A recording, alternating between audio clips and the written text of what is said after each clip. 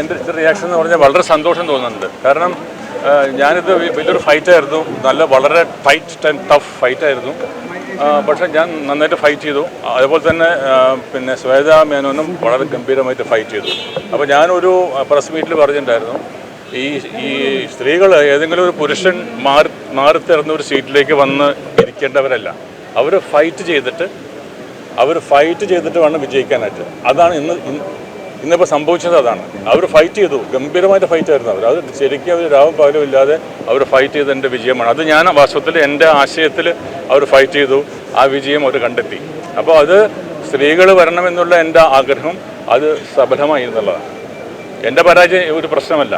പക്ഷേ ഞാൻ ഉണർത്തുന്ന കുറേ കാര്യങ്ങളുണ്ട് എബൌട്ട് അമ്മയിൽ ഒരുപാട് പരിഷ്കാരങ്ങൾ കൊണ്ടുവരുന്നൊരു ആഗ്രഹം വെച്ചിട്ടാണ് ഞാനിത് വന്നത്. ആ കാര്യങ്ങൾ മുഴുവനും ഞാൻ പ്രോമിസ് ചെയ്തിട്ടുള്ള എല്ലാ പരിഷ്കാരങ്ങളും ഞാൻ അമ്മയോട് ഈ ടീമിനോടൊപ്പം തന്നെ നിന്നുകൊണ്ട് അത് ഞാൻ നടപ്പിലാക്കും. അത്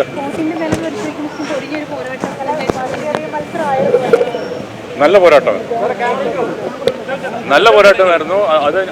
അതിൻ്റെ ആ പോരാട്ടത്തിൻ്റെ കയ്യിൽ ഞാനും പിന്നിൽ പോയിട്ടില്ല.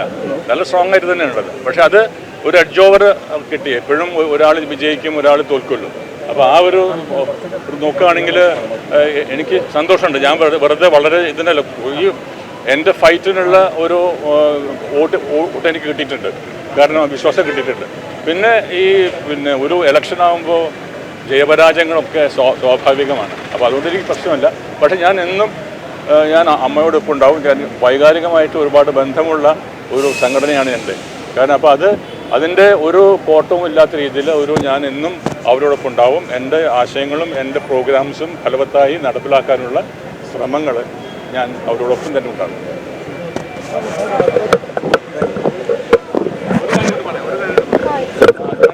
വളരെ പ്രധാനപ്പെട്ടതാണെന്ന് വെച്ചാൽ ഇന്ന് മുതൽ അമ്മ ജനകീയമായി ജനാധിപത്യം നിലനിന്നിരിക്കുന്നു. ഈ ശ്വേതയുടെ വിജയം എന്ന് പറയുന്നത് അതുമാത്രമല്ല, ഈ ജനറൽ സെക്രട്ടറി ആയിട്ടുള്ള അവരുടെ വിജയവും ഈ ജനാധിപത്യം എന്ന ആശയത്തിൻ്റെ വലിയൊരു എക്സാമ്പിളാണിത്. കാരണം ജനാധിപത്യം വിജയിച്ചിരിക്കുന്നു, അമ്മയിൽ ജനാധിപത്യം ആരംഭിച്ചിരിക്കുന്നു എന്നാണ് എനിക്ക് തോന്നുന്നത്.